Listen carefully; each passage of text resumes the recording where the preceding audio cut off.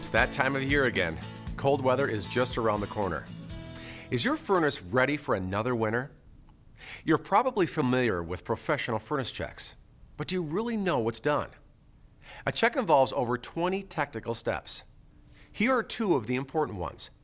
One of the most important things we check to keep you comfortable is your furnace filter. If you don't change your filter roughly every month, dirt will collect in your furnace. When this happens, your furnace can't move as much warm air into your home as it should. Next, to ensure your safety, we check for carbon monoxide leaks.